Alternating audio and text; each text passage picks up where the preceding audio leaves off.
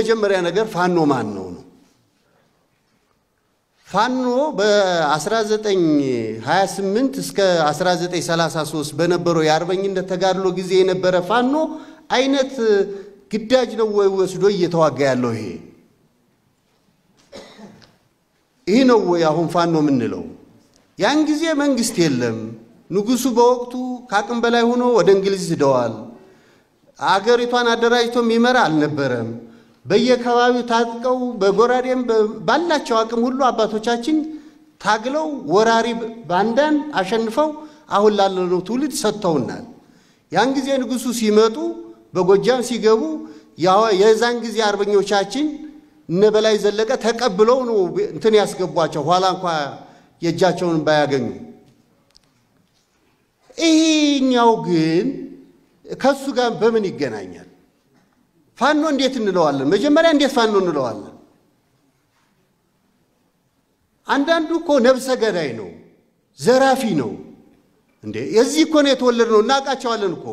ሰላም ጤና ይስጥልን ውድ ሀቅና ሳቅ ሚዲያ ተከታታዮች እንደምን አላችሁ? ዛሬ ሳምንታዊውን ከስፍራው የተሰኘውን ፕሮግራማችንን ይዘን ቀርበናል። የፕሮግራሙ አዘጋጅና አቅራቢ እኔ ቴድሮስ አያሌው ከመላው የስቱዲዮ ባለሙያዎች ጋር አብራችሁን ቆዩ እያልን በዛሬው ዝግጅታችን በርካታ በአማራ ክልል የተከናወኑ አበይት ጉዳዮችን ወደ እናንተ ይዘንላችሁ ቀርበናል። በዛሬው ዕለት እንግዲህ አማራ ክልል እንደሚታወቀው ከሁለት ዓመት በላይ በህግ ማስከበር ዘመቻ ውስጥ የሚገኝ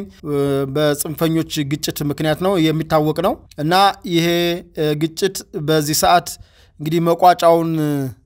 በሁለት መልክ ያገኘ ነው የሚገኘው። አንደኛው በሰላም እጃቸውን በሚሰጡ የጽንፈኛው ቡድን አባላት ሲሆን ሁለተኛው ደግሞ በአውደ ውጊያ እምቢ ያለን ያው እንግዲህ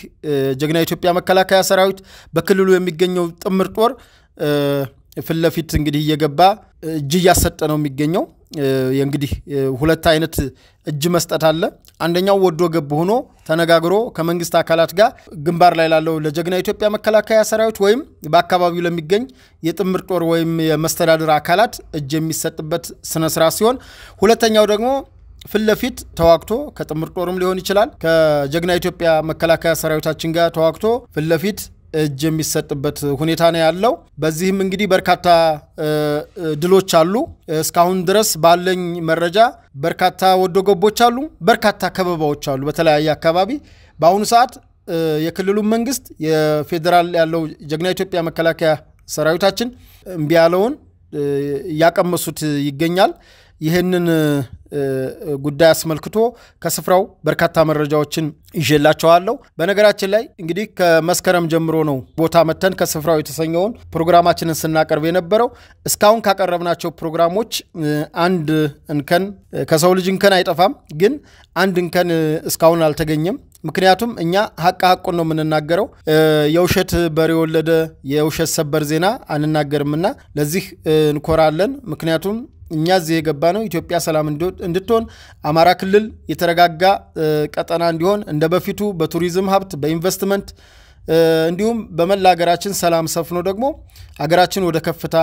ጉዞዋን የምትቀጥልበትን ሁኔታ ይሄንን በየአካባቢው ይሄ በነፃ አውጪ ስም በፋኖ ስም የሚንቀሳቀሰውን ጽንፈኛ ቡድን በመደምሰስ እንግዲህ ኢትዮጵያችን ሰላሟን እንድታበስርና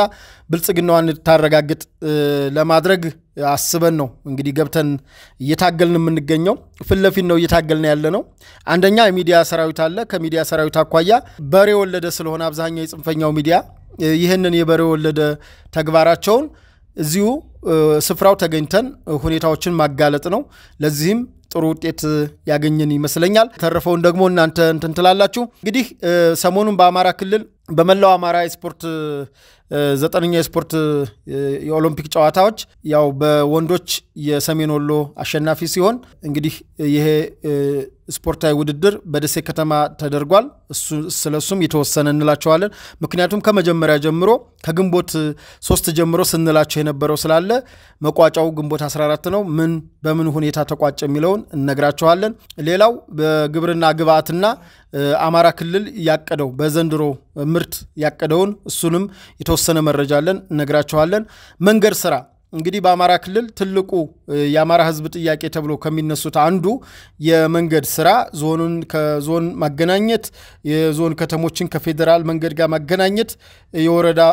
ከወረዳ ማገናኘት ስራዎችን በተለይ በምዕራብ ጎጃም ተጠናክሮ ይቀጥላል ይለናል እሱንም መረጃዎች ምን ይሆናል ስለወዶ ጎቦች አለን አውደውጊያዎች ፍለፊት ያሉ አውደውጊያዎች ከስፍራው በቀጥታ መረጃ አለን እሱን እስከ ፕሮግራማችን ፍጻሜ ድረስ በትግስት ጠብቁን እናቀርባለን ፕሮግራሙ አዘጋጅ እኔ ቴድሮስ አያሌው ከመላው ስቱዲዮ ባለሙያዎች ጋር አብረናችሁ ነን ፕሮግራማችንን ላይክ ሰብስክራይብ ሼር አድርጉልን እንዲሁም ሰብስክራይብ ስታደርጉ የዶል ምልክቷን በመጫን ለሁሉም ሰው ተደራሽ እንዲሆን እንደውም ይሄን ፕሮግራም ለሁላችሁ ምን ጊዜም ስናቀርብ እንዲደርሳችሁ የዶል ምልክቷን ተጫኑ ላይክ አድርጉ ሚዲያችንን ደግፉ ነው የምንለው ወደ ሙሉ ፕሮግራሙ ልውሰዳችሁ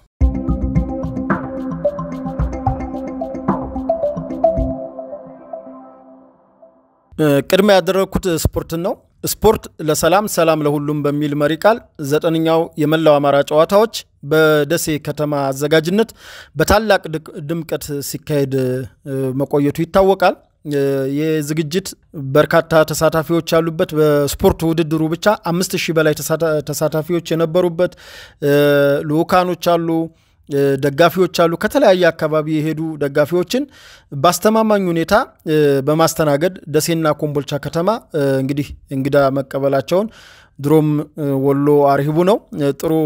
የእንግዳ ተቀባይ መሆናቸውና ትልልቅ ዝግጅቶችን ማዘጋጀት እንደሚችሉ አሁን ክልሉ ባለበት ሁኔታ በዚህ ልክ አንድም ኮሽታ ሳይፈጠር በሰላም መጠናቀቁ በራሱ የከተሞችን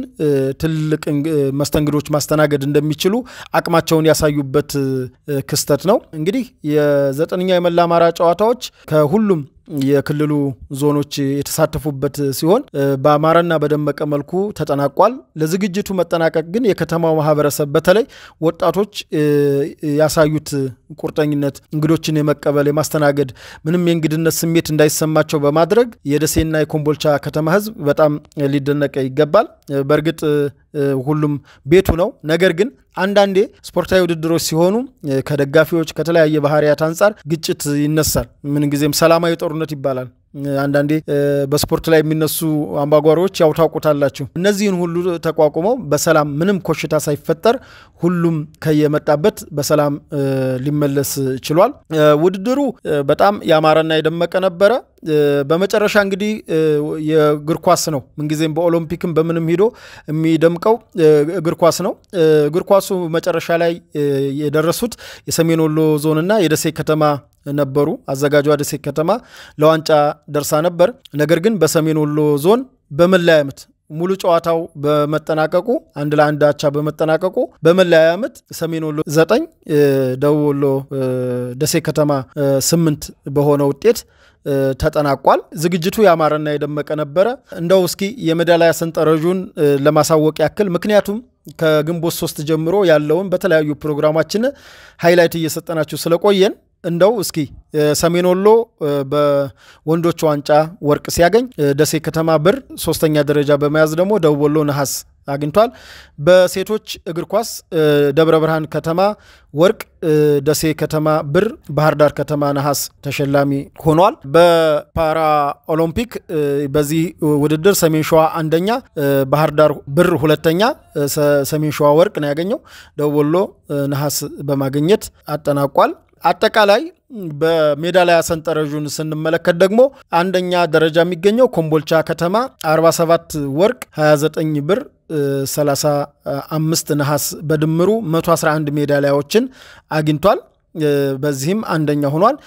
በነገራችን ላይ ለደረጃ መመዘኛ ወርቅ ነው ቀጥሎ ብር ነው ለደረጃ መመዘኛ በሁለተኛ ደረጃ ያጠናቀቀው ሰሜን ሸዋ ሲሆን በ30 ወርቅ በ20 ብር በ18 ነሐስ በማግኘት 68 ሜዳሊያዎችን በማግኘት ሁለተኛ ደረጃ ሆኗል ሶስተኛ ደረጃ የወጣው ደቡብ ወሎ ዞን ሲሆን 30 ወርቅ 17 ብር 25 ነሐስ በድምሩ 74 ሜዳሊያዎችን በማግኘት ሶስተኛ ደረጃ ወጥቷል እዚህ ጋር 74 ሜዳሊያና 68 ሜዳሊያ ላይ ሊያምታታችሁ ይችላል ምክንያቱም የሚታየው በሁለተኛ ወርቅ ይታያል መጀመሪያ ደረጃ መለያው ወርቅ ነው የፈለክ ሜዳሊያ ብታመጣ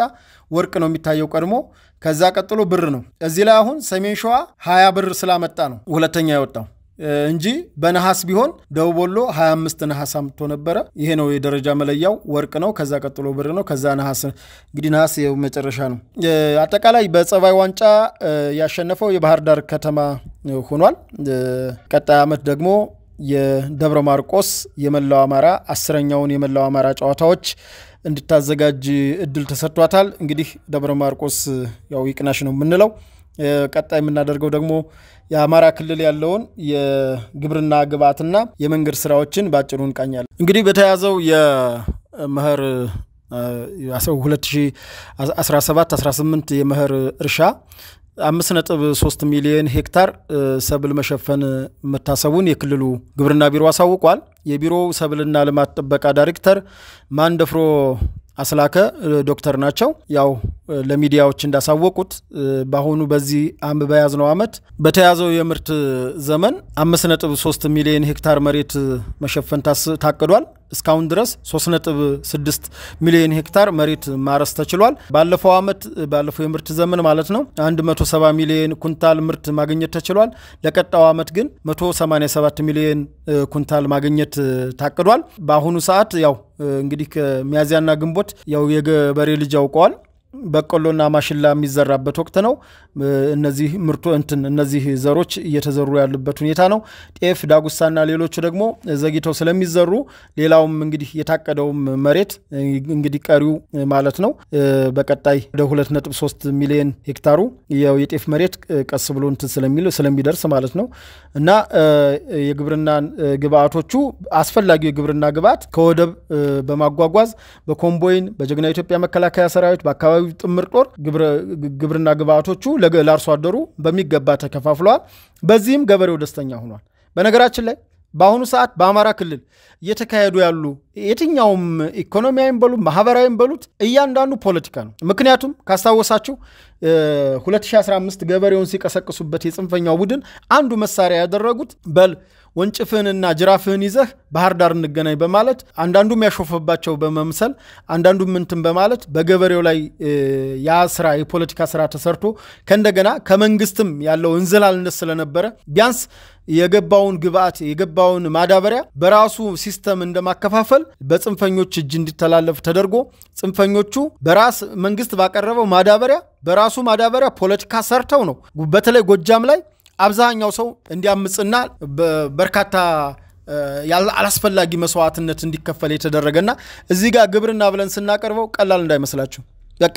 ወደርክም ጠላህም አብዛኛው የኢትዮጵያ ህዝብ 84% ገበሬ ነው 16% ነው ከተሜ ስለዚህ ገበሬው ነው ገበሬ በፖለቲካ እይታ ገበሬው ማያዝ ነው የሚሻለው ወይስ 16%ን ከተሜ ያ ማለት ግን ከተማው ለገጠር አይመግብም ወይም የከተማ ልጅ ማለት የገጠርን ህይወት አያውቅም ማለት አይደለም እንደዛም ለማለት ሳይሆን ነገር ግን በተለይ ኢትዮጵያ ላይ ስንኖር አብዛኛው ፐርሰንት አርሶ አደር ነው ይሄን አርሶ አደር በተለይ አሁን የገበሬ ልጅ ሆነ ያውቀዋል ገበሬ ትልቁ የሚያየው ማረሻውን ያያል በሮቹን ያያል የግብርና ግብአቱን ያያል ዘሩን ያያል ምን ቢቸግረው እኮ ዘር አይበላም በቃ ምን ችግር ቢገባ አገሪቱ ላይ የፈለገ ነገር ቢሆን የፈለገ ድርቅ ቢመጣ ዘር አይበላም እና ዘር ከቀረበለት አሁን ደግሞ የተለመደው ምንድነው ግብርናውን ከማዘመን አንፃር ምርጥ ዘር በመንግስት በኩል ይቀርባል እና ምርጥ ዘሮች ከቀረቡለት ማዳበሪያ ከቀረቡለት ይሄ ሰው ሰራሽ ማዳበሪያ ከቀረበለት ምንም አይፈልግም ሌላውን የዘመናዊ ይሄ ኩታገጠም እርሻው ምናምን እሱን እየተነጋገረ አሁን ገበሬው በጣም እየዘመነና በዚህም ይሄ ጥግግት የነበረውን ለራሱ ከልሎ አጥሮ ሲያርስ የነበረውን የእርሻ አስተሳሰብ እሱ ጥሩ ተቀይሯል እና ለኔ ገበሬን መደገፍ ለግብርናው ትኩረት መስጠት በጣም ትልቅ ነው በወያኔ ጊዜ ካስታወሳችሁ ግብርና መር ወያኔ ኢህአዴግ ጊዜ ግብርና መር ይላሉ ነገር ግን አንድም ለገበሬው ጠብ የሚል ስራ ተሰርቶ የማይታወቅ በቃ የሆነች ፕሮጀክት የሆነች ነገር ያመጣሉ ለሆነች ለምርጫ ጊዜ ምናምን ከዛ በኋላ እልም ይላሉ ያ ምን ፈጥሯል በቃ ገበሬው የመንግስት ሴፍቲ ኔት ጥገኛ ጠባቂ እንዲሆን ተደርጓል ድንግል መሬት ይዘን ውሃ ይዘን የሚታረሱ መሬቶችን አዝርቶችን አቅርቦ ምንም ነገር ኢትዮጵያ መሬት ምንም ቢዘራበት ማምረት የሚቻልበት መሬት ይዘን ነገር ግን በኋላ ቀር አስተራረስ በኋላ ቀር አስተሳሰብ እንዲሁም ደግሞ በእነዚህ አርቀው በማያስቡ ልጆች ተይዞ አብዛኛው ገበሬው እንዳርስ የተደረገበት ካረሰም በኋላ አምጣ የተባለበት ነገር አለ ዙሮ አሁን የክልሉ ቢሮ የያዘው እቅድ ቆንጆ ነው የቀረበውም ግባት ቆንጆ ነው ይሄንን ግን አሁንም በቂ ነው ማለት አይደለም ክትትልና ድጋፍ ተደርጎ ከተሰራበት ከታቀደው እቅድ በላይ እስከ 200 ሚሊዮን ኩንታል የማይገኝበት ነገር የለም ዙሮ ያው መንግስት አቀራረብ አንፃር ይሄን ያቀዳል ነገር ግን ፈጣሪ ደግሞ የሚሰጠውና ጠንክሮ ደግሞ ገበሬው ከሰራ ዙሮ ፈጣሪም ለፍተ ጥረግረራ ስለሆነ ያለው ለፍቶ ከሰራ ጥሮ ከሰራ የማይለወጥ የማይሻሻል ነገር የለምና ገበሬው እንዲሻሻልና እንዲሰራ ሁሉም ያግዝ ነው ምንለው እንግዲህ ደግሞ በቀጣይነት ወደ መንገድ ስራዎች ነው መወስዳችሁ ወደ ምዕራብ ጎጃም ነው እንግዲህ ምዕራብ ጎጃም እንደሚታወቀው አብዛኛው ፖለቲካ ይሄ በተለየ ጽንፈኛው እንቅስቃሴ ከተጀመረ ጊዜ ጀምሮ ሰሜን ጎጃም ምዕራብ ጎጃም በጣም እየታመሱ ያሉ አካባቢዎች ናቸው ነገር ግን በእነዚህ ሁኔታዎችም ሆኖ አሁን በተፈጠረው ሰላም መንግስት ወዳውን ባፋጣኝ የገባው መንገዶችን ፕሮጀክቶችን ወደ መፈጸም ነው የገባው ምክንያቱም የአማራ ክልል ፕሮጀክት አብዛኛው ከፌደራል መንግስት የተበጀተ ነው ስለዚህ አመቱ ሳይዘጋ ያው እንግዲህ ሰኔን ታውቁታላችሁ አመቱ ሳይዘጋ ይግድ በዚሁ አመት ተጀምሮ ለቀጣው አመት በተፈጠረው እንትን መራዘም አለበት እንጂ ዝም ብሎ ፈሰስ እንዲሆን እና እንዲዘጋ መሆን የለበትም በዚህም የምዕራብ ጎጃም የተለያዩ መንገዶች እየተሰሩ ነው እነሱን ዘርዘር ያሉ ነገሮች ላቀርብላችሁ እንግዲህ በምዕራብ ጎጃም ዞን እየተገነቡ ያሉ የኮንክሪት ደረጃ አስፓልት ነው እየተገነባ ያለው ይሄንን ለመገናኛ ብዙሃን የገለጹት የምዕራብ ጎጃም ዞን አስተዳዳሪ አቶ ወንድሜነህ አንተነህ ናቸው የምዕራብ ጎጃም የመንገድ ፕሮጀክት 392.9 ኪሎ ሜትር ርዝመት አለው የመንገድ የተለያዩ እንትኖች ናቸው መዳረሻ ነው ያለው ከጅጋ ቋሪት ከአርብ ገበያ በሰከላ ቲሊሊ ከደንበጫ ፈረስ ቤት ከማንኩሳ ብርሸለቆ ከቡሬ በሸንዲ ጎመር ከቡሬ አጋምሳ ከደብረ ማርቆስ እዚገም ቻግኒ ያለው አስፓልት ኮንክሪት መንገድ በፌደራል መንግስት ፕሮጀክት የሚሰሩ ናቸው እንግዲህ በአማራ ክልል መንገድም አልነው ምንም አልነው ባለፈው ስርዓት አሁን ትልቁ ነገር ከለውጡ በፊት የነበረው ነገር ብዙ ጊዜ የምናደደው በዛ ስለሆነ ከለውጡ በፊት የነበረው ጥያቄ ምንድነው ነው አማራ ክልል ላይ አንደኛ የትርክቱን የምኑን እሱን ራሱን የቻለ ምክክር ኮሚሽኑም የተለያየ እንትኖች አጀንዳዎች ተነስተዋል እሱ በራሱ መንገድ ይፈታል ከትርክት አንፃር እየደረሰበት ያለውን ነገር ሌላው ጥያቄ የአማራ ክልል የነበረው ጥያቄ የመሰረተ ልማት ጥያቄ ነው መንገድ ደግሞ ከመሰረተ ልማት ትልቁ መንገድ ነው መንገድ ካለ ከተሞች ይስፋፋሉ መብራት ይገባል ውሃ ይገባል ሌላው ነገር በሙሉ ፕሮጀክቶች ሌላው መሰረተ ልማት በሙሉ የሚመጣው መንገድ ሲሰራ ነው እንኳን አይደለም ደረጃውን የጠበቀ መንገድ ይቅርና ጥርጊያ መንገድ በራሱ ትልቅ ዋጋ አለው ለዛ አካባቢ ማለት ነው እና መንገድ ሲሰራ ማገዝ ነው እንጂ ያለበት መንገድ እንዳይሰራ ሰንካላ ነገሮችን እየፈጠሩ ፕሮጀክቱ እንዳይፈጸም በጊዜው ገደብ እንዳይፈጸም የተያዘለት ገንዘብ ፈሰስ ለመንግስት እንዲሆን ማንን ነው መጉዳት የሚጎዳው በነገራችን ላይ የፌደራል መንግስት ይሄንን የ392.9 ኪሎ ሜትር ፕሮጀክት ያዘ አሁን እንዳይሰራ እስከ ሰኔ ድረስ እንዳይሰራ ቢደረግ ማን ነው የሚጎዳው ፌደራል መንግስት ወይስ አማራ ክልል መንግስት አማራ ክልል አይደለም የበጀተው ፌደራል መንግስት ነው እና በምዕራብ ጎጃም በቋሪት በምን የሚሰራውን መንገድ መከልከል ለፌደራል መንግስት ምንድነው አሁን ይሄ ትግል ነው ወይ እንደው አሁን አንዳንዴ መንገዶች የሚሰሩት ነገሮች እና አሁን እኒን ስናቀርብ እንደው አሁን መንገድ መስራት ምናምን እንዳትሉ ነው በቃ አሁን ለአማራ አስባለሁ ለአማራ ህዝብ ቆረቆራለሁ የሚል አካል መንገድ መሰራት ሆስፒታል መሰራት ትምርት ቤት መገንባት ምንድነው ክፋቱ ምንድነው ጉዳቱ እስኪ ይሄን የሚያብራራል ወይ ሌላ ፖለቲካ መስራት ሲያቅትህ የሚሰራን መንገድ ምንም መፍጠር ማችል አንተማ ታየህኮ ትምርት ቤት መዝጋት የተሰራ መንገድ ማበላሸት ድልድይ መስበር መንገድ መቆፈር ልጆች ወደ ትምርት ቤት እንዳይሄዱ ማድረግ ያላቻ ጋብቻ እንዲፈጠር ማድረግ ኋላ ቀርነትን ማምጣት ወደ ድንጋይ ዘመን መመለስ ይሄኔ እናንተ ተግባር በቃ እና እንደው አጠቃላይ አንዳንድ ነገሮች ሲቀርቡ እኔ ከዚህ አሁን ይሄ ከፒአር ለካላር ለመንግስትን ይሄን ሰራ ምናምን አይደለም በቃ አሁን እኔ ትግሌም በራሱ ትግሌ ከማን ጋር ነው ከዚህ ጽንፈኛ ቡድን ይሄ ጽንፈኛ ቡድን ይሄን መንገድ አይሰራውም እንኳን ይሄን መንገድ ሊሰራ ይቅርና ማለት ነው የተሰራን ነገር ያበላሸ ትውልድ እየገደለ ያለ ቡድን ስለሆነ ነው እና መታወቅ ስላለበት መንገድ ዝም ብሎ መንገድ ስላልሆነ ነው በቃ ስለ ስፖርት ስናወራ ዝም ብሎ ስፖርት ብቻ አይደለም ይሄ መታወቅ አለበት ስለ ግብርና ስናወራ ዝም ብሎ ግብርና ብቻ አይደለም አማራ ክልል ላይ በቃ ሁሉን ነገር ፖለቲካ ነው ይሄን ፖለቲካ በቅጡ መረዳት ያልቻለ ማንኛውም አካል ምንም ማንንም ለምንም አይጠቅም ፖለቲካ ማያቅም በቃ ዝም ብለህ የሄርክ በየስርቻው የተለያየ መግለጫ መስጠት የማይሆን ድርድር አንደራደርም እንደገና መንግስት ማከላይ መንግስቱ ማን ነው ክልሉ ይሰጠን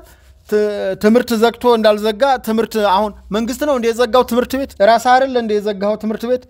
መምህራን ራስ አይደል እንደ የገደልከው እና እነዚህን ነገሮች በቸም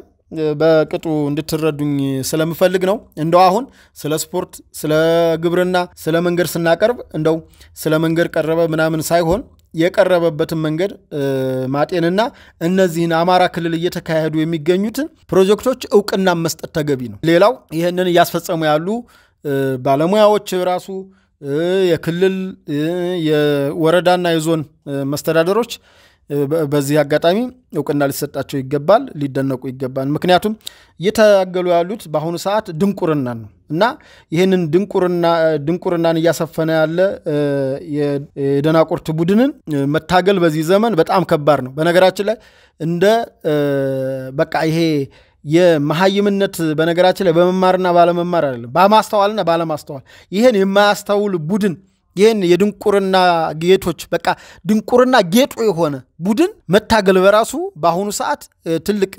እንትን ነው አስተሳሰብ መታገል ከዛ ላይ ፍለፊት እንትን ማለት በጣም ፍለፊትም ደሞ አይመጡም ይታወቃል የተሽለከለከ ነው የሚሄደው ፍለፊት ሲከድበት አይገኝም እና ይሄንን እንድትረዱ ነው አድማጭ ተመልካቾቻችን ነገር ግን በአማራ ክልል እየተካሄዱ ያሉ ፕሮጀክቶችን ምን ጊዜም ዕውቅና መስጠት ተገቢ ነው አማራ ክልል ላይ ጦርነት ግጭት የሚካሄድበት አይመስልም በጣም ደስ የሚሉ ፕሮጀክቶች እየተከናወኑ ነው ያሉት ይሄንም ደግሞ ፌደራል መንግስቱም ይመሰገናል የክልሉም መንግስት በተለይ ችግር ከተፈጠረ በኋላ የመጣው የክልል ካቢኔ ሊመሰገን ይገባል በየአካባቢው ችግሮችን ለመፍታት ያደረገው ያለው ጥረት በጣም የሚመሰገን ነው በአሁኑ ሰዓት በተለይ ደግሞ ህዝብን ያወያየ ይገኛል እስኪ ደግሞ ወደሱ ወስዳቸዋለሁ እንግዲህ በቀጣይነት ደግሞ የምናልፈው የመንግስት አካላት በተለይ የክልልና የመከላከያ ሰራዊት ከፍተኛ አመራሮች በተለያዩ የገጠር አካባቢዎች ድረስ ዘልቆ በመግባት ስራዎችን እየሰሩ ነው ማለትም ከጦርነቱ መጀመሪያ አካባቢ ጀምሮ እንግዲህ ጀግና ኢትዮጵያ መከላከያ ሰራዊትም የክልሉም የአካባቢውም አመራሮች የጦርነቱን ሁኔታ ለማህበረሰቡ እያስረዱና የግንዛቤ እያስጨበጡ እንደነበረ ይታወቃል ያሁኑ ግን ከግጭቱ በኋላ መሆኑ ህዝቡ በራሱ ልጆቹን ችግራቸውን በማየቱ ማለትም ነፃ ያወጡኛል የሆነ ነገር ብቻ የሆነች ያለ አይደለ ቀቢጸ ተስፋ ማይያዝ ተስፋ ያዘው አካል በአሁኑ ሰዓት የተረዳበት ሁኔታ ማየት ማመን ነው እንደሚባለው ልጆቹን አያቸው ሲያያቸው ከጥፋት በስተቀር ምንም ነገር ስላልነበረ መንግስት ያለ መንግስት ይድረስልን ሲሉ እንግዲህ የመንግስት አካላት በየገጠር ቀበሌ የማይታመኑ ቦታዎች ይሄ ድረስ ሄደው ያወያዩ ይገኛሉ ከዚህ በፊት የበቅሎ ማነቂያና የቃሊማ አካባቢዎችን ነግራቸዋለሁ በሰሜን ወሎ አካባቢ እንግዲህ በትላንትናው ዕለት የአማራ ክልል ከፍተኛ አመራሮችና የሰሜን ምስራቅ ምክትል አዛዥ ጄኔራል ሻምበል ፈረደ ጨምሮ በርካታ አመራሮች ወደ ዞብል አቅንተዋል እንግዲህ ዞብል ላይ ያው ማህበረሰቡ በጣም በተደጋጋሚ በልጆቹ በዚህ በጽንፈኛው ቡድን ግጭት በተደጋጋሚ ስቃውን የበላ ስቃውን ያየ ማህበረሰብ ነው በገዛ ልጆቹ የሚገርማቸው እዛው አካባቢ እንትን ያሉ ናቸው አብዛኛው በየጽንፈኛው በተለይ እነምሬ ጋር የሚንቀሳቀሱ ልጆች በርካታዎቹ እዛ አካባቢ ያሉ ልጆች ነበሩ እና በገዛ ልጆቹ ቁም ስቅሉን ሲያየ የነበረው ማህበረሰብ እንግዲህ በጀግና ኢትዮጵያ መከላከያ ሰራዊት አካባቢውን ከጽንፈኛ ጽድቶ በተፈጠረው አንጻራዊ ሰላም ደስተኛ መሆናቸውንና በተለይ ሄዱት የክልል የብልጽግና ዘርፍ አደረጃጀት ጽሕፈት ቤት ኃላፊ አቶ ፍስሐ ደሳለኝ የአማራ ክልል ኮሙኒኬሽን ቢሮ ኃላፊ ዶክተር መንገሻ እንግዲህ ዶክተር መንገሻም የዛው የራያ ልጅ ነው እንዲሁም ደግሞ የሰሜን ወሎ ዞን አስተዳዳሪ አቶ አራጌ ይመር በርካታ ሰዎች ሄደዋል ነገር ግን መድረኩን የመሩት እነዚህ አራት አመራሮች ናቸው እነዚህ አራት አመራሮች ያው እነሱ ከሚያቀርቡት ይልቅ ህዝቡ ያቀረበው ፖለቲካና ብሶት በልጦባቸው እንደውም ብዙ ነገሮችን እንትን ያሉ ተረርተውና በቃ ህዝባችን ለካም የዚህን ያክል ነው የተሰቃየው እስከሚሉ ድረስ በጣም እንትን ያሉበት ሁኔታ ያለው እና ማዋያየቱ በጣም ጥሩ ነው እዚህ ጋር እኔ አሁን መናገር የምፈልገው ውይይቱ ይቀጥል በቃ ማንም የመንግስት ኃላፊ በዚህ ሰዓት በተለይ አመራር ሆነ በሰራው ትንሽዬ ስራ መደሰት መርካት የለበትም ትንሽ ስላችሁ ያው ለራስ ትልቅ ስራ ነው የተሰራው ነገር ግን ለራስ ምንም አልሰራውም በማለት ገና ባልሰራውን ስሜት በሰላም ጉዳይ በቁርጠኝነት መሰራት አለበት በቁርጠኝነት ከተሰራ የማይደፈሩ የሚመስሉ ቦታዎችን እንዲህ በትልልቅ አመራሮች ተሂዶ ህዝቡን አለንህ ሲሉ በጣም ህዝቡ ራሱ የመንግስት ያለ ሲል ነው የደረሱለትና በጣም ደስ የሚል ውይይት እንደተካሄደ ነው ከስፍራው ያገኘሁት መረጃ በአጋጣሚ እኔ በሌላ ምክንያት ነው እንጂ ከዞብል ከሁለት ሶስት ጊዜ ሄጃለሁ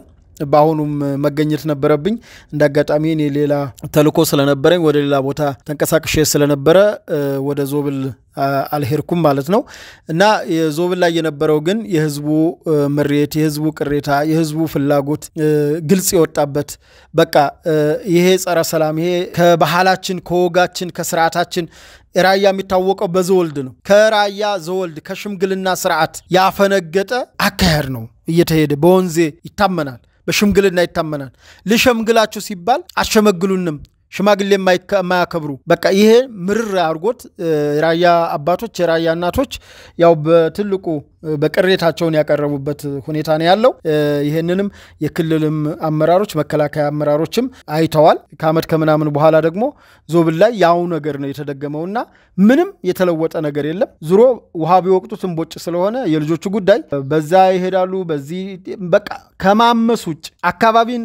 የግጭት ቀጠና ከማድረግ ሁከት ከመፍጠር ግርግር ከመፍጠር የዘለለ አንድም ጠብ እኔ ራሱ አሁን እነዚህ ልጆች ራሱ አጀንዳ አድርጌ ለማውራት በራሱ የተጸየፍኩ ነው በቃ ማለት በቃ ምንም እኮ አይደሉም እና እዛው ውጪ ላላችሁት ወይም የሆነ በቃ ሌላ ቦታ ላይ ያለ ሰው ነው እንጂ እንትን የሚላቸው አንደኛ ለመቅጠም ሲኬድ አይገኙ መሽሎክሎክ ነው በቃ በዛ ይሾልካሉ በዛ ይላሉ በቃ መራወጥ ፍለፊት ወይ እንደ ተጋጥመው አይለይልህም ወይ ደግሞ እንትን ብለው እንትን አይሉምና ተሸምግለው ተሸምገሉ እስኪ የሰላም ጥሪ ያልቀረበበት ጊዜ አለ ወይ አሁን የሰላም ጥሪ ያልቀረበበትን ጊዜ እስኪ አሁን ከዚህ በፊት የሚሉት እንዴት ህዋትን እንትና ማነው ፕሪቶሪያ ወስዳችሁ ኦነግን ታንዛኒያ ብላችሁ እንዴት ነው ለፋኖ ሲሆን ሲጀመር ፋኖ የሚባልም አደረጃጀትም መጀመሪያም ድርጅትም የላቸው ሲቀጥል እንደገና ለመደራደር አይደለም እርስ በርስ ለመግባባት የማይችሉ ልጆች ከማንስ ጋር ነው አሁን ድርድርስ ንግግርስ የሚባለው ከማን ጋር ነው ንግግር የሚደረገው እንደ ድርጅት እንኳን ቅርጽ ነገር ኑሯቸው አሁን እኮ በቅርቡ የአሜሪካ ኤምባሲ እኮ ያንን ያለው በቃ ግልጽ መደራደሪያቸውን አምጡ እንደ ድርጅት ቁመና ይኖራቸው ከዛ በተረፈ ግን እየፈጸማችሁት ያለው ተራ የሽብር ድርጊት ነው በቃ ይሄ ነው ከዛ ውጭ ግን እኔ ድርድር ዝግጁ ነኝ እንዲህ ሲደረግ እንዲህ ይሄ ሱሪ ሽቅባውጡ የሆነ ንግግር ብዙም ያን ያክል እንትን የሚልም ነገር አይደለም ነገር ግን ማህበረሰቡ አሁንም በምሬት በተለያየ አካባቢ ያቀረበ ያለው ይሄን ነው በአማራ ክልል ባዊ ብሔረሰብ አስተዳደር ዞን በፋግታ ለኮማ ወረዳ የተለያዩ የቀበሌ መስተዳደር ማህበረሰቦችን በጋራ እንግዲህ ጠርተው ያነጋገሩበት ሁኔታ ነው ያለው በነገራችን ላይ በክላስተር የተደራጀ አደረጃጀት ነው አሁን ለሰላሙ ሲባል ልክ አሁን የኔን ቀበሌ ሰላም አስከብሬ ቁጭ አልልም እዛኛው ቀበሌ ለምን ገባህ ልባል ምክንያቱም ሰላም ለማስከበር ስለሆነ እዚህ የኔን ድርሻ ብቻ ነው የሚባል ነገር የለም ባሁኑ ግምገማ የተሰራው ነገር ቢኖር ይሄ ነው እና አሁን እንኳን አይደለም ባንድ ወረዳ የሚኖር ቀበሌ ማህበረሰብ ይቅርና ኩታ ገጠም የሆኑ ቀበሌዎች አንዱ ቀበሌ መስተዳደር ወደ አንደኛው ገብቶ ሰላም የሚያስከብርበት ሁኔታ ነው እየተሰራ ያለው አሁን በአማራ ክልል ሌላው በሰሜን ሸዋ ዞን መራቤቴ አካባቢ የተደረገ ህዝባዊ ውይይት ነው በዚህም ውይይት ጀግና ኢትዮጵያ መከላከያ አካባቢው መስተዳደርና የጸጥታ ጥምር ኃይሉ እንግዲህ በመራቤቴ የሳ አምባ ቀበሌ ነዋሪዎችን አነጋግሯል በዚህም ማህበረሰቡ በቃ የሰላሙን እንትን ለኛ ተውት ብቻ እናንተ የመልካም ማስተዳደርና የልማት ጥያቄዎቻችን ፍቱልን እንኳን ደህና መጣችሁ የሚል ሰላሙን ግን በጋራ ሰላም የላንድ ሰው ተብሎ የሚተው አይደለም ወይም ላንድ ተቋም ሁላችንም የጋራ ውጤት ስለሆነ መከላከያ ዋጋ እየከፈለልን ነው እናመሰግናለን እያየንም ነው ከዚህ በኋላ ሰላማችንን በራሳችን ነው የምንጠብቀው ትላንትም ሰላማችንን በራሳችን ያጣ ነው ዛሬም ሰላማችንን በጋራ ነው የምንጠብቀው ላደረጋችሁልን ነገር ግን ምስጋና እናቀርባለን ብለው ለጀግና ኢትዮጵያ መከላከያ ሰራዊትና ሳይበገሩ ፍለፊት ግንባራቸውን ሰጥተው እስካሁን ድረስ ጸንተው አካባቢያቸውን ያስከበሩ ለሚገኙ የመስተዳደር አካላት ምስጋና አቅርበዋል ይሄ በጣም የሚደንቅ ነው ምክንያቱም ይሄ እየቀረበ ያለው ከህዝቡ ከራሱ ከሚተዳደረው ህዝብ ስለሆነ በጣም ደስ የሚል እንትን ነው ውይይት ነው እየተካሄደ ያለው እንግዲህ በራያ በሰሜን ወሎ በአማራ ክልል ያለውን እንዲሁም ደግሞ ባዊ ብሔረሰብ ዞን በአማራ ክልል ሰሜን ሸዋ በመራቤቴ አካባቢ የተደረገው የህዝብ ውይይት የሚያሳየው ጽንፈኛው በቃን ከዚህ በኋላ እኛ አንተን እንዋጋሃለን መከላከያ የጥምር ጦር በያልን እንትን ምንለው አይደለም ህዝብ ራሱ ይዋጋሃል የሚል ነው ከዚህ በፊት የስማዳ አካባቢን ነግሬያቸዋለሁ የምንጃር ሸንኮራ ነግሬያቸዋለሁ አሁን እየተስፋፋ ነው ይሄዳ ያለው ያያችሁ ከሆነ ከዚህ በፊት የነገርኳችሁ ነው እያንዳንዱ ነገር የሚሆነው እዚህ መሬት ላይ ያለ ሀቅ ስለሆነ ነው ልክ እንደሌሎቹ እንዲ በስልክ ተነግሮን በስልክም ተነግሮ እንትን አይደለም እቦታው ላይ ያለውን መረጃ በትክክል ተጣርቶ ወይም የሆነ አካል ይሄን ነገር ሊስላለም አይደለም የሚቀርበው መረጃና እና አሁን በአማራ ክልል ህዝቡ በቃኝ ይያለ ጽንፈኛውን እየተዋጋ ያለበት ሁኔታ ነው ህዝቡ ለዚህ ለደረሰ የደረሰበት ያው መከራው ነው የደረሰበት ያውቀዋል ነው ስለዚህ ህዝቡን ማገዝና ማበረታታት ያስፈልጋል ለአማራ ክልል ህዝብ የሚያስብ ከሆነ መጀመሪያ ባስቀመጥ ነው ይሄ መሰረተ ልማት ግንባታዎች የግብርና ግባቶች ሰላም እንዲሰፍን ከተደረገ ሌላው ነገር በሙሉ እኮ ታወቀኮ በቃ የስልጣን ጥያቄ እኮ ነው የነዘመነ ጉዳይ የነ ሌሎች የነ እስክንድር የነ ምናምን በቃ ታወቀ ምንድነው ስልጣን ነው በቃ ጥያቄያቸው የስልጣን ጉዳይ ነው ደግሞ ስልጣን የሚገኘው በካርድ ነው ስለዚህ በሰላማዊ ፖለቲካ ፓርቲ ተሳትፎ በሰላማዊ ንግግር አድርጎ ወደ አማን መጥቶ በአማናዊ መንገድ በሰላማዊ መንገድ ይመለስ እንደሆነ እንጂ በጠመንጃ ፈሙዝ የሚመለስ የሚመጣ ስልጣን የለም ለዚህ ደግሞ በርካታ አካባቢዎች ማሳያ ነው የሚሻለው ሰላም ነው ለጁንታም አልሆነም ዙሮ የጁንታና የሻቢያ አማካሪን ይዛችሁ ከጥፋት ውጭ ሌላ ምንም ነገር ልታመጡ ስለማትችሉ የአማራ ክልል ህዝብ ግን በቃ ይብሏል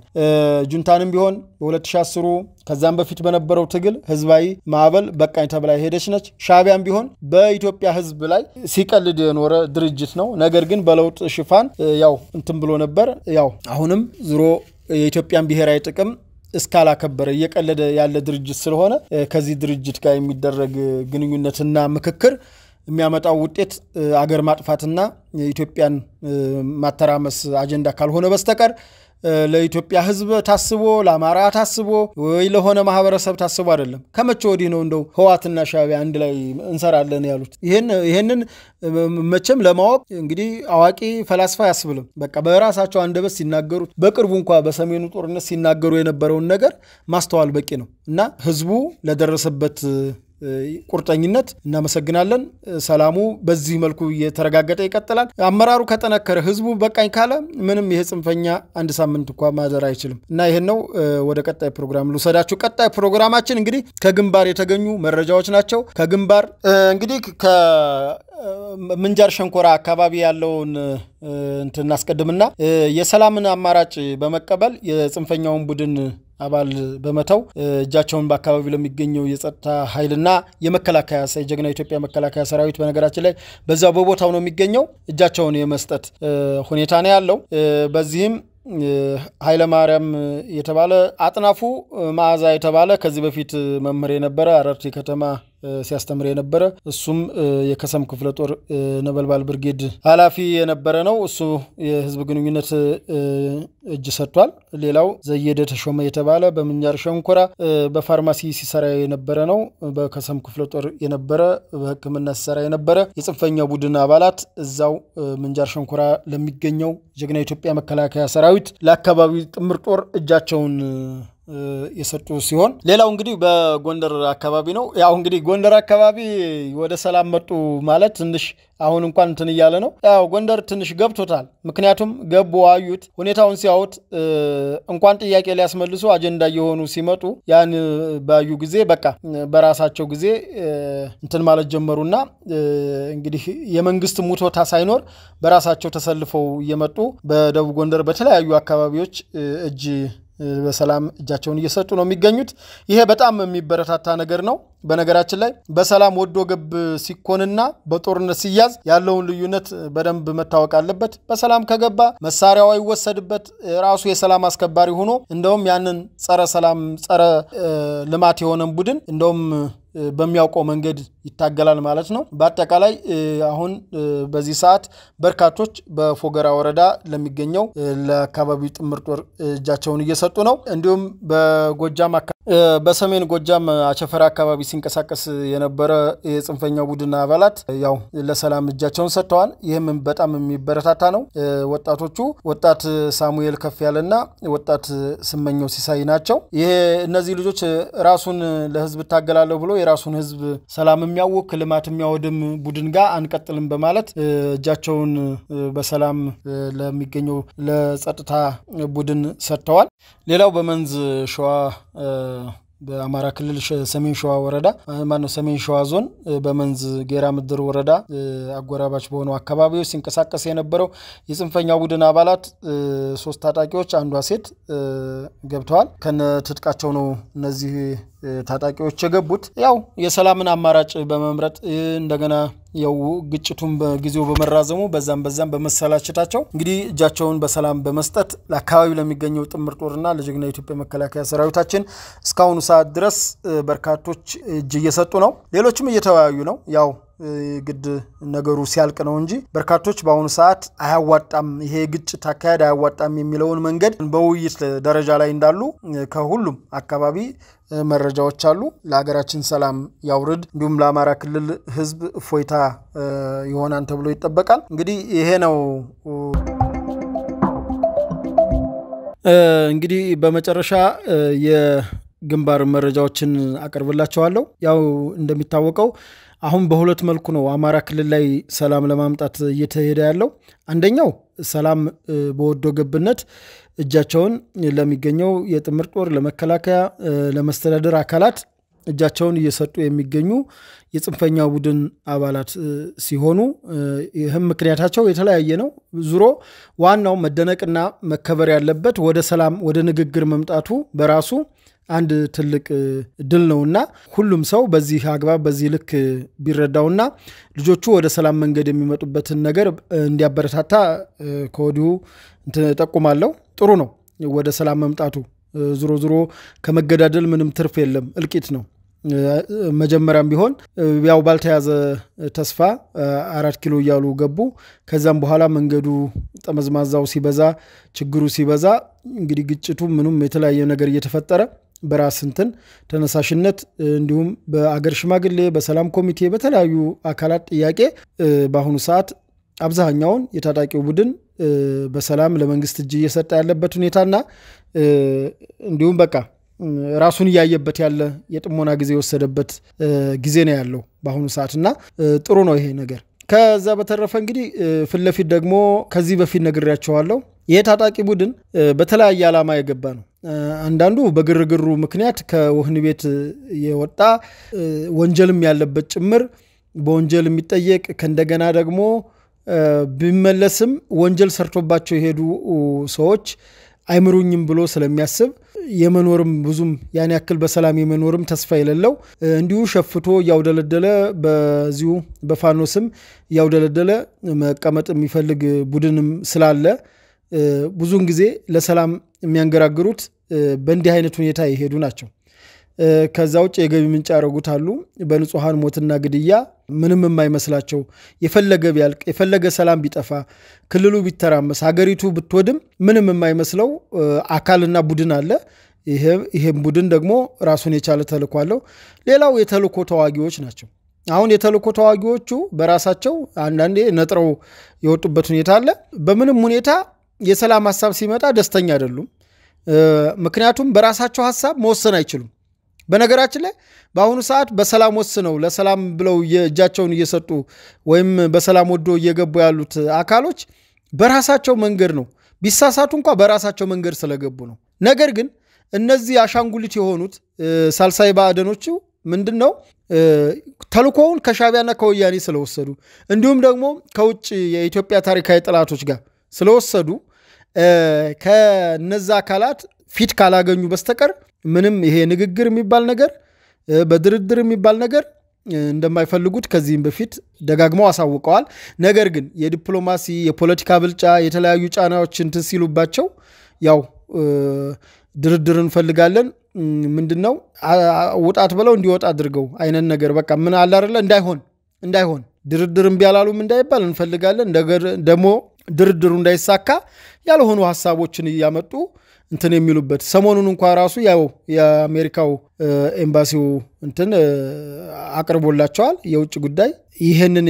የአሜሪካ ኤምባሲ ማለት ነው አቅርቦላቸዋል የቀረበውን ጥያቄ በአግባቡ በቀጥተኛ ከመመለስ ይልቅ ሌሎች እንትኖች ላይ ሲያተኩሩ ነው ያየነው ዝሮ የውጭ አካላት እንኳን እስኪታዘባቸው ድረስ የነዚህ ልጆች ጥፋተኝነታቸው እየተጋለጠ ነው የመጣው እና ብዙም በዚህ ያልያዛችሁና ወደ ግንባር መረጃዎች ስናልፍ የግንባር መረጃዎቻችን በጎጃም በምዕራብ ጎጃም ወንበርማ ወረዳ አካባቢ ጽንፈኛው ቡድን ሲንቀሳቀስባቸው የነበሩት አምቡላንሶች ተይዘዋን በኦፕሬሽን ሌሎች 4 ሞተር ሳይክልና የጽንፈኛው ቡድን አልባሳት የተለያዩ ቁሳቁሶች ተይዘዋል ይሄም ደስ የሚል ዜና ነው ሌላው የጽንፈኛው ቡድን እንዲሁ ሲንቀሳቀስባቸው የነበረ በሰሜን ሸዋ በአማራ ክልል ሰሜን ሸዋ አካባቢ ሲንቀሳቀስባቸው የነበሩ 13 ሞተር ሳይክሎች በሪፐብሊካን ጥበቃ ኃይሉ ተይዟል ይሄንንም እንግዲህ በአርማኒያ ቀበሌ አካባቢ ድንገተኛ ኦፕሬሽን ተደርጎ ነው የተያዘው የጽንፈኛው ቡድን እነዚህ ሞተር ሳይክሎች የሚጠቀምባቸው የተለያዩ ረብሻዎችና ወደ ከተማ ሰርገው ለመግባት የሚያደርጉበት እንቅስቃሴ የሚያደርጉባቸው እንትኖች ነበሩ ቁሳቁሶች ነበሩ እነዚህን ተሽከርካሪዎች በተደረገ ድንገተኛ ኦፕሬሽን የተያዘ ሲሆን ከስፍራው ያለን የግንባር መረጃ በወግዲ አካባቢ በደቡብ ወሎ ማለት ነው በወግዲ አካባቢ ሲንቀሳቀስ የነበረው የጽንፈኛ ቡድን ለሰላም አማራጭ እንቢያለው ቡድን መደምሰሱ ከእንደገና ደግሞ በከሰም አካባቢ በመንጃር ሸንኮራ አካባቢ ሲንቀሳቀስ የነበረው የጽንፈኛው ቡድን የደሳለኝ ሲያስብ ሸዋ ቡድን በከፍተኛ ከበባ ውስጥ ያለ ከሰም ክፍለ ጦርና ነበልባል ብርጌድ ብሎ ራሱን የሰየመው የጽንፈኛው ቡድን ኃይል በከፍተኛ ከበባ ያለ እንዲሁም ደግሞ በዛው በሸዋ አካባቢ በመከታማሞ የሚመራው የጽንፈኛው ቡድን በመራቤት አካባቢ የሚንቀሳቀሰው በጀግና ኢትዮጵያ መከላከያ ሰራዊት ከበባ ስር መኖሩን ነው ያለው የግንባር መረጃ በሰሜን ወሎ በራያ አካባቢ እንዲሁም የጽንፈኛው ቡድን የተንቀሳቀሰ ያለበት የራያ ቆቦ አካባቢ ያው ወዴት ልሂድ ወዴት ልግባ ብሎ እየተጨነቀ ያለበት ሁኔታ ነው ያለው አብዛኛው የጽንፈኛ ቡድን ሰሞኑን በሚደረጉ የህዝብ ንቅናቄዎች ከፍተኛ መደናገጥ የደረሰበትና ከዚህ በኋላ ህዝቡኛ ሊደብቅ አይችልም ብሎ ተስፋ የቆረጠበት አብዛኛው እንደውም ለመሸሽ ማለትም በሰላም አማራጭ ለመግባት አብዛኛው እንትን የሚለው እንደነገርኳችሁ ወንጀል የሰሩ አሉ ከእስር ቤት ያመለጡ አሉ በርካታ የተለያየ ኬዝ ያለባቸው ስላሉ እነዚህ አካላት በሰላም መግባቱን አይፈልጉም ስለዚህ ያላቸው አማራጭ ምንድነው ያው ወይ ጫካ መቆየት ካለበለዛ ደግሞ በተገኘው አጋጣሚ ሾልኮ በባህር መውጣት ነው ፍላጎታቸው የሚያሳየው እንግዲህ በራያ አካባቢ ያለው የጽንፈኛ ቡድን በጭንቀት ውስጥ የሚገኝ ሲሆን ይሄም የነ ምሪ ወዳጆ ቡድን ነው ለዛሬው ያለን መረጃ እዚህ ላይ አጠናቅቃለሁ ቀጣይ በሮቡ መረጃችን ሌላ አዳዲስ ነገሮች ከተገኙ የምናቀርብ ይሆናል። ያው እንግዲህ የዛሬው ፕሮግራማችን በዚህ መልኩ ተጠናቋል። እስከ ፕሮግራማችን ፍጻሜ አብራችሁን ስለቆያችሁ እጅግ አድርገን እናመሰግናለን። ለፕሮግራማችን መሻሻል ሐሳብና አስተያየታችሁን ስጡን። የፕሮግራማችን ላይክ፣ ሼር፣ ሰብስክራይብ አድርጉ። ሐሳብ አስተያየታችሁን በኮሜንት ስጡን። ሐቅና ሳቅ ሚዲያን ይደግፉ የዕለቱ መልእክታችን ነው። እኔ አቅራቢ ቴዎድሮስ አያሌው ከመላው ስቱዲዮ ባለሙያዎች ጋር በጋራ በመሆን የዛሬውን ዝግጅታችንን እዚህ ላይ እናጠናቅቃለን። መነሻችንም መድረሻችንም ኢትዮጵያ ናት። ለኢትዮጵያ ሰላም ተክተን እንሰራለን። አመሰግናለሁ።